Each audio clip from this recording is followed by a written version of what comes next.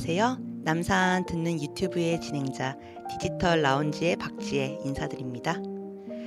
지난 3월 8일은 세계 여성의 날이었는데요. 1908년 열악한 작업장에서 화재로 불타 숨진 여성들을 기리며 미국 노동자들이 걸기한 날을 기념하여 1909년 2월 28일 첫 번째 전국 여성의 날이 미국에서 선포되었고, 이에 영감을 얻은 유럽에서는 1910년 8월 덴마크 코펜하겐에서 개최된 국제여성노동자회의에서 독일의 여성운동가 클라라 제트킨이 여성의 권리 신장을 주장하기 위해 여성의 날을 제안했다고 합니다. 이에 힘입어 이듬해인 1911년 3월 19일 오스트리아, 덴마크, 독일, 스위스 등에서 참정권, 일할 권리, 차별 철폐 등을 외치는 첫 번째 세계 여성의 날 행사가 개최되었는데요. 많은 국가가 3월을 봄의 시작으로 여김에 따라 세계 여성의 날은 봄철의 첫 번째 축제로 치러지기도 합니다. 우리나라에서는 1920년부터 나혜석, 박인덕 등이 세계 여성의 날을 기념했는데, 그 후로 맥이 끊겼다가 1985년부터 공식적으로 기념하기 시작했는데요. 2018년 양성평등기본법이 일부 개정안이 국회에서 통과되면서 그 후로 3월 8일이 법정 기념일인 여성의 날로 공식 지정되었다고 합니다. 그래서 오늘 첫 번째 곡으로 여성들의 연대를 다루는 곡으로 골랐습니다. 제니의 만트라.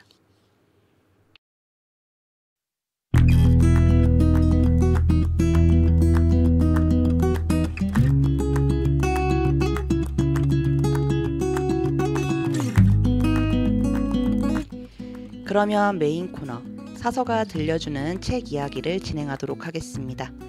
오늘도 저와 함께 이야기를 나눌 사서를 소개하도록 하겠습니다. 안녕하세요. 안녕하세요. 남산도서관 디지털 라운지 사서 안수빈입니다. 오늘도 잘 부탁드립니다. 네, 본격적인 대화에 앞서 오늘 이야기 나눌 책에 대해 소개하려고 하는데요. 바로 게리 켈러 작가님의 원싱입니다. 작가님은 저명한 사업 코치이자 다양한 경력을 가지고 있는데요. 텍사스 오스틴의 한 칸짜리 사무실에서 출발하여 미국에서 큰 투자 개발 회사를 일구었고, 총 130만 부 이상이 팔린 3권의 베스트셀러를 저술하기도 하셨습니다. 작가님은 업계에서 영향력 있는 리더로서 다양한 강연을 펼치며 교육에도 힘쓰고 있는데요.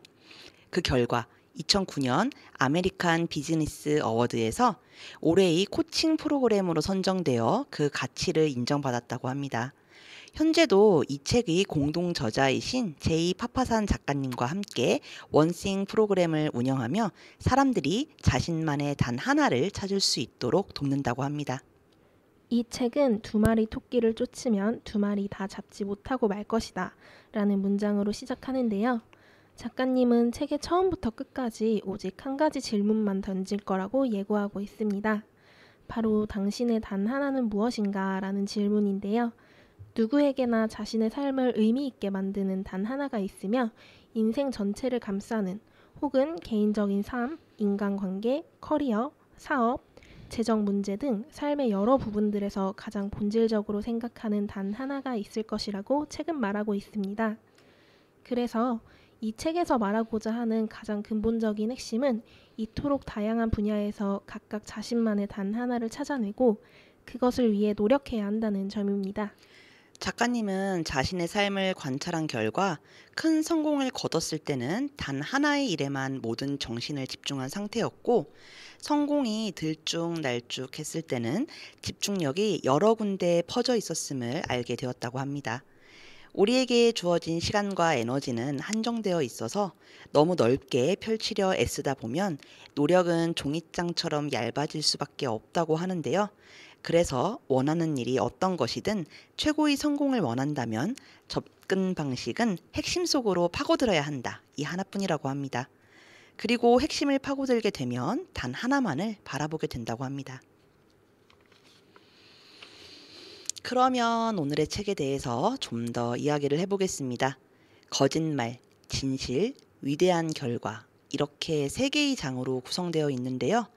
첫 번째 장인 거짓말은 부제가 성공에 대해 의심해 봐야 할 6가지 믿음입니다. 첫 번째 장은 사실에 기반하지 않고 느낌으로 믿는 진실을 뜻하는 트루스니스의 문제점으로 시작하는데요. 우발적이거나 심지어 의도적인 거짓도 어느 정도 진실처럼 들리기만 한다면 진짜라고 받아들이는 모든 현상을 뜻한다고 합니다. 문제는 우리가 옳다고 믿는 것이 전혀 옳지 않다고 판명되었을 때에도 스스로의 믿음을 의심하지 않고 그 행동을 계속 이어나간다는 점인데요. 이런 식의 성공에 대한 잘못된 6가지 믿음에는 모든 일이 다 중요하다.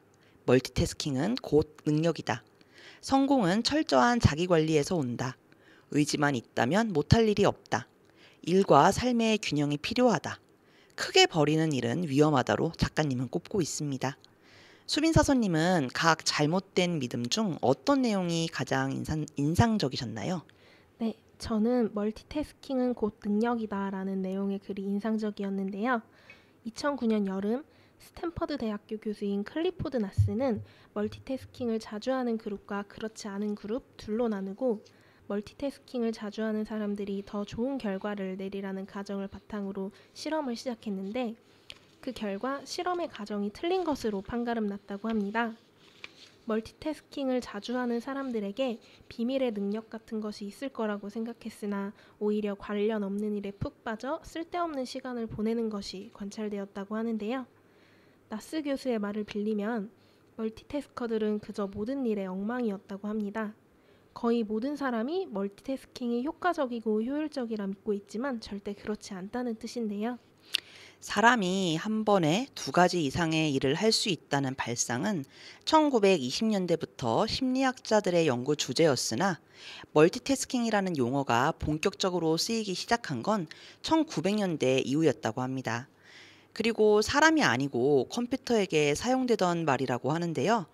그때만 해도 10MHz라는 속도는 상상을 초월할 만큼 빠른 속도라 여러 가지 작업을 수행하는 컴퓨터의 능력을 설명할 새로운 단어가 필요했다고 하는데요.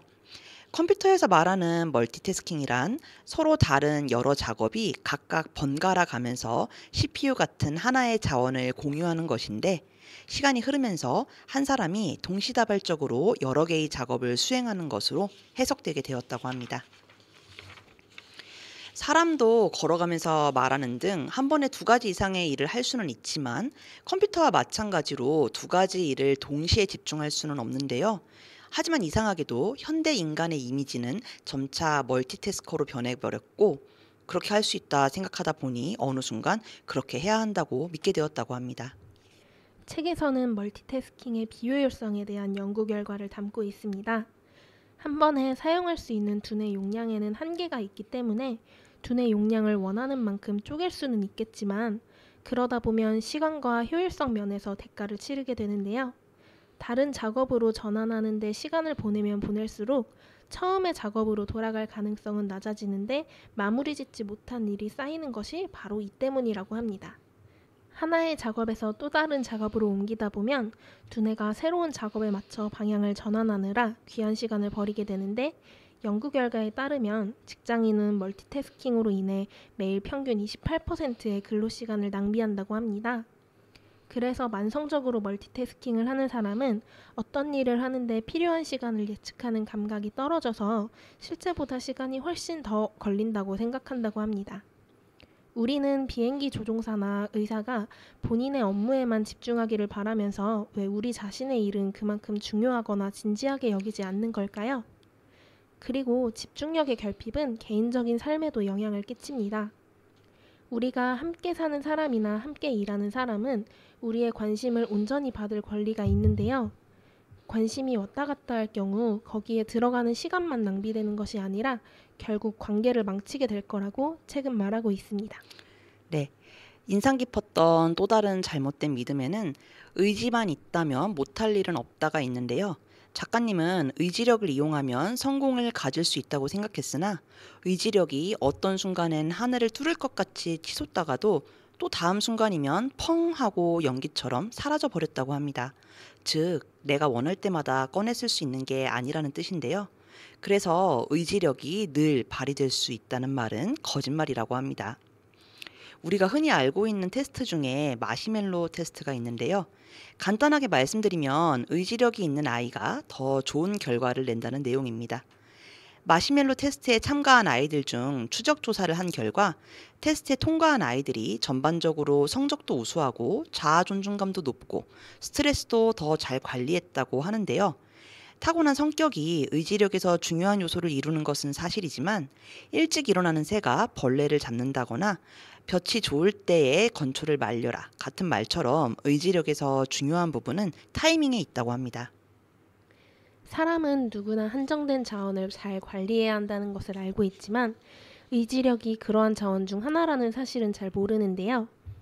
그래서 의지력을 음식이나 잠처럼 관리해야 할 자원이라고 생각하지 않아서 곤란한 상황에 처하게 된다고 합니다. 의지가 높고 낮음이 의사결정을 내리는 것과 연관되어 있기에 우리가 먹는 음식 또한 의지력의 수위를 조절하는 데 매우 중요한데요. 두뇌는 우리 몸무게의 2%도 채되지 않지만 놀랍게도 우리가 섭취하는 열량의 20%나 사용한다고 합니다. 집중력과 단기 기억을 담당하고 문제를 해결하며 충동을 조절하는 전전두엽은 우리가 한 끼만 굶어도 바로 영향을 받게 된다고 하는데요. 최근 연구에 따르면 의지력이 필요한 일과 필요 없는 일을 각각시키고 그 일을 하기 전과 후에 혈당 수치를 측정한 결과 의지력을 발휘한 참가자들은 혈류 내 포도당 수치가 현저하게 떨어졌다고 합니다. 즉, 한 가지 일을 위해 의지력을 사용했다면 연료를 재충전하지 않는 한 필요한 의지력이 부족해진다는 뜻인데요.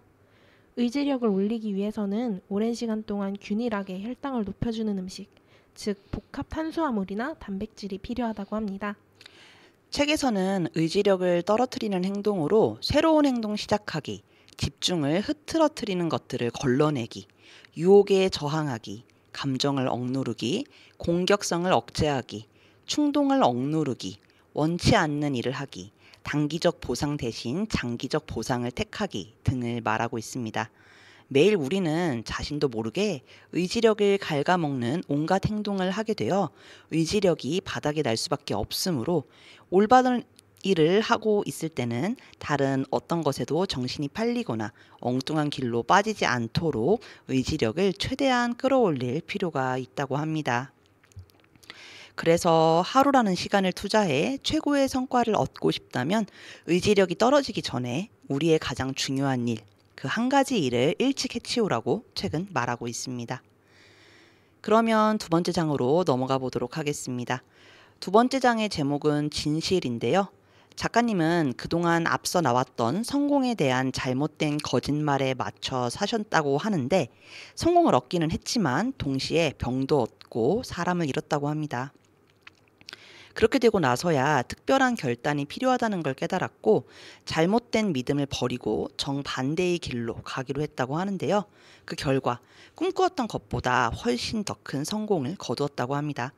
작가님이 깨달은 진실은 미래의 크기를 바꾸는 초점 탐색 질문, 도미노를 세워라, 삶의 해답으로 가는 길, 이렇게 세 가지 소제목으로 구성되어 있는데요. 수빈사서님은 이 중 어떤 게 인상적이셨나요? 네, 저는 미래의 크기를 바꾸는 초점 탐색 질문이라는 소제목의 글이 인상적이었습니다. 우리가 진정으로 원하는 건 답이지만 답은 질문에서 나오고 답의 수준은 질문의 수준과 직접적으로 연관되어 있기 때문인데요. 잘못된 질문을 하면 잘못된 답을 얻고 올바른 질문을 하면 올바른 답을 얻기 때문입니다. 그래서 남다른 삶을 꿈꾼다면 인생을 살아갈 남다른 방식을 찾는 것이 곧 해법인데요. 책에서는 이런 해법을 찾기 위해 초점 탐색 질문을 활용합니다. 바로 당신이 할 수 있는 단 하나의 일, 그것을 함으로써 다른 모든 일들을 쉽게 혹은 필요 없게 만들 바로 그 일은 무엇인가 인데요. 당신이 할 수 있는 단 하나의 일, 그 일을 함으로써 다른 모든 일들을 쉽게 혹은 필요 없게 만들, 이렇게 세 파트로 나누어서 생각할 수 있습니다. 파트 1에 할 수 있는 단 하나의 일은 내가 할 수 있는 모든 것 중 단 하나만을 정해야 함을 알 수 있고, 파트 2에 그 일을 함으로써는 이 단 하나의 일이 한 번으로 그치지 않고 다른 어떤 일을 일어나게 만든다는 의미를 담고 있습니다. 마지막 파트 3은 단 하나의 일을 하면 목표 달성을 위해 할 수 있는 다른 모든 일들을 이제부터 노력을 덜 들이면서 할 수 있거나 더 이상 하지 않아도 된다는 뜻인데요. 질문을 생성하고 확장하는 사례는 책에 자세하게 나와 있어서 궁금하신 분들께서는 책을 직접 읽어보시는 게 좋을 것 같습니다. 네, 그러면 세 번째 장으로 넘어가 보도록 하겠습니다. 세 번째 장의 제목은 위대한 결과인데요. 부제가 인생의 반전을 불러오는 단순한 진리입니다. 작가님은 우리 삶에 단 하나를 실행에 옮기고 탁월한 성과를 올리는 데 필요한 간단한 공식이 있다고 하는데요. 바로 목적의식, 우선순위, 그리고 생산성이라고 합니다.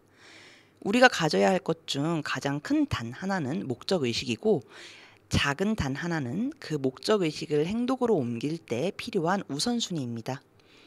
생산성이 높은 사람들은 목적의식에 의해 일을 시작하고 목적의식의 안내에 따라 자신의 행동을 좌우할 우선순위를 정한다고 하는데요. 이러한 내용이 총 6개의 소제목으로 구성되어 있습니다. 수빈사서님은 이 중에 어떤 내용이 가장 인상적이셨을까요? 저는 첫 번째 소제목인 목적의식을 가지고 살아라가 가장 인상적이었습니다. 작가님은 찰스 디킨스가 쓴 크리스마스 캐럴 속 스크루지 영감의 변화하는 태도를 통해 목적의식을 설명하고 있는데요. 스크루지 영감은 과거와 현재, 미래의 유령을 통해 자신이 어떻게 현재의 모습이 되었는지, 지금의 삶이 어떻게 흘러가고 있는지, 그리고 결국 그와 그의 주변 사람들에게 무슨 일이 벌어질지를 보게 됩니다. 스크루지는 잠에서 깨어나 운명을 바꿀 시간이 남아있다는 걸 깨닫고 다른 이들을 위해 시간과 돈을 아끼지 않으며 남은 여생을 보내게 되는데요. 이 짧은 이야기는 훌륭한 삶을 만드는 간단한 공식을 보여주고 있습니다.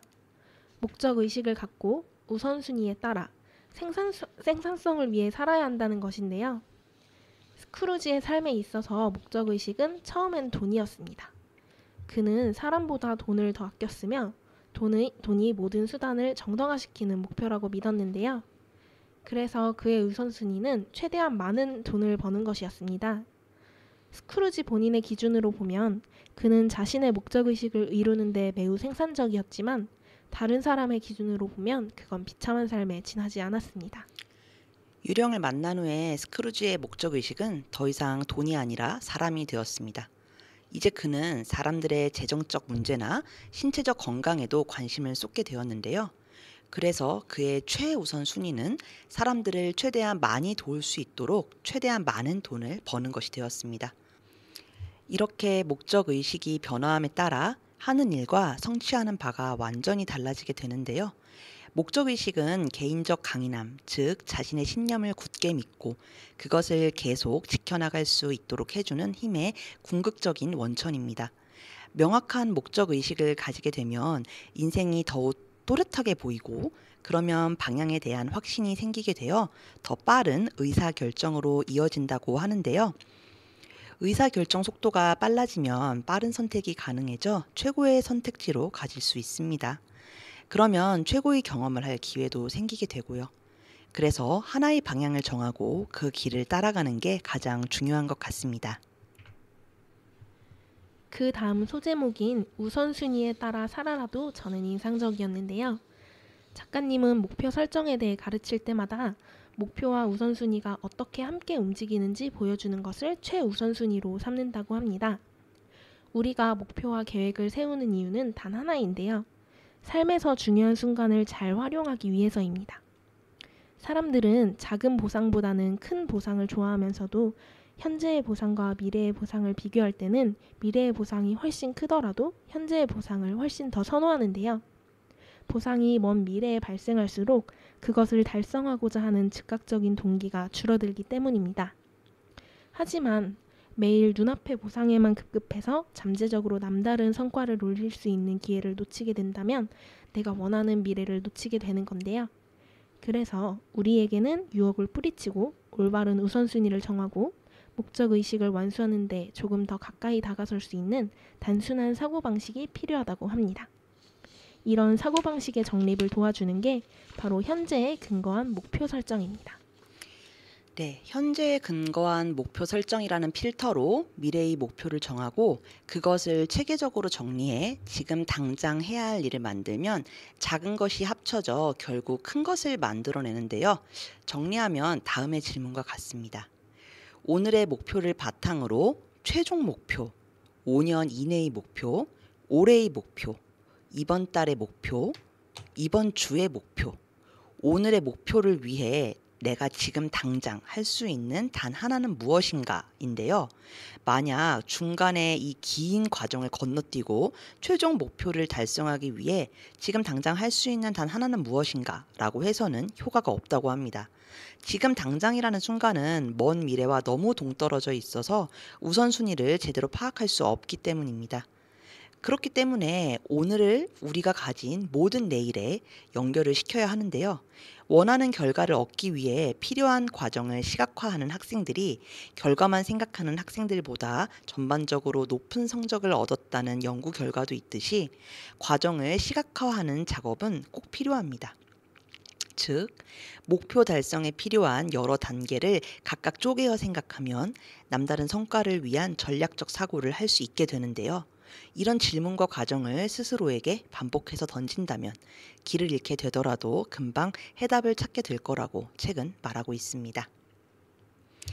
자, 이제 메인 코너를 마무리할 시간이 왔습니다. 수빈사서님, 오늘 남산 듣는 유튜브를 방문하신 소감이 어떠신가요? 성공의 핵심에 단 하나가 자리 잡고 있고 바로 그 단 하나가 탁월한 성과를 이끌어내는 시작점이라는 내용이 인상적이었습니다. 저도 업무를 할 때 어떻게 하면 반영할 수 있을까라고 고민하게 되어 유익한 시간이었습니다. 네, 다음에도 방송을 진행하는 저희와 듣는 여러분께 좋은 영향을 끼칠 수 있는 책을 들고 오겠습니다. 그러면 이제 오늘 코너의 마지막을 알리는 음악을 들려드리려고 하는데요. 수빈사서님, 혹시 준비해 오신 곡이 있으실까요? 네, 태연의 날개인데요. 우리가 단 하나를 이루기 위해 목적의식을 가지고 나아가는 모습이 마치 날개를 달고 우리가 꿈꾸는 미래로 날아오르는 것 같아서 골라봤습니다. 네, 그러면 수빈사서님이 선곡해 주신 태연의 날개 들으면서 이번 코너 마치도록 하겠습니다. 감사합니다.